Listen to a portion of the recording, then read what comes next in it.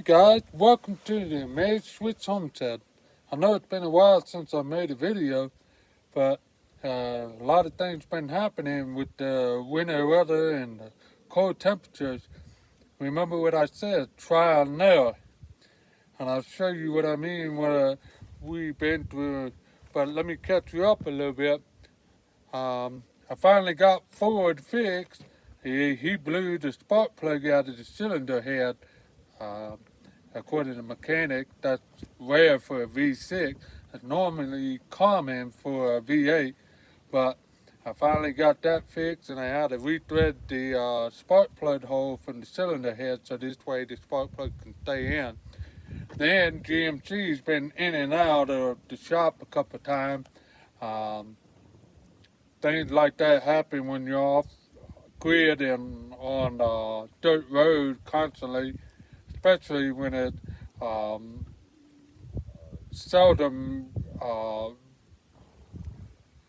maintained. It's seldom maintained, but at least to get degraded, and at least maybe twice in a year, and every so often throughout the year, but only when it gets bad. So let's check it out. What we've been doing. I made a homemade camper skirt to keep a lot of the cold air from going underneath the underbelly and freezing it so much. It's halfway done for right now, because you see I got to do the front half of it. But they wanted $3,000 just to do the camper skirts. We spent maybe about $160, $200 at most, and all it is foam board, and on the outside is rabbit wire, so the mice can't bite their way through, and then there's no snake can go through these rabbit wires. So I put the foam board up, and then I put the rabbit wire all down. It keeps the freezing temperature from going under the underbelly. I'm not saying it doesn't freeze at all, but it does slow down the process. But so far the underbelly has not froze yet. So, and I've been going all the way around, pretty much. I'll tell you why that board's down in a few minutes.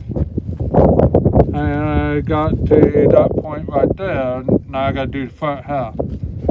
Meanwhile, and during the winter time, notice I buried the water hose line, but it would freeze. Well, even though with an 18 degrees, 18 inches, it's a frost line, and we did it at 20 inches, the cold water would come out of the cistern and freeze it underground and all that stuff. So what I did was I took a heat tape that was made for the PVC. Now this heat tape is 8 watts per foot. So I got 6 foot of it, so that's 48 watts for the heat tape. So, and then I wrap it around the valve and halfway through the pipe, and right here where a splitter is. And it will keep and usually I have it plugged in overnight. It doesn't cause a fire. I got it off of Amazon, and it works perfectly throughout the night and hasn't froze up the line. And I got another one that's set up underneath here, and I'll show you that in a few minutes. The reason for the splitter is when the line froze, I was like, well, we spent about a half a day, 3/4 of the day without water because the line would freeze. So what I did is I had to make a backup. So I got the one that goes underground, I would shut that off, and then I would run one line. And then at the end of the day, I shut both valves off, and then I drain off the line here, and then I open the one underground. And meanwhile, with the water want to get anywhere, I got a valve here too. So when I shut this one off and I run the one underground, I open it here. So this way, when water runs up, it doesn't come back during this line. That's why I got the splitter there. So, and if the line will freeze, if this line will freeze, then I can just shut these valves on this end and the other end and open up this one and run that.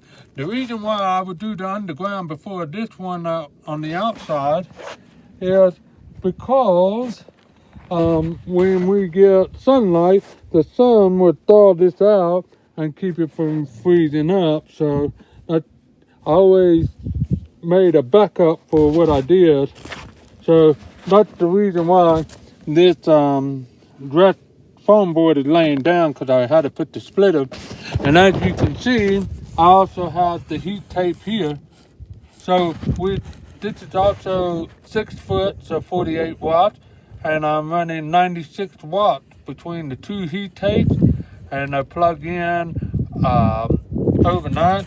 And they're not really hot because it's been plugged in for the last 16 hours, and see, I'm touching it, it's not that hot. So that's what we've been working on and struggling with. As for these covers here, we got it off of Temu, and they cover the cistern. I like this one in particular right here, because you got a zipper and you can open the flap and see how much water you got left in it without having to look in the top, or trying to, like this one over here, we had to lift it up just to see how much water we had. But it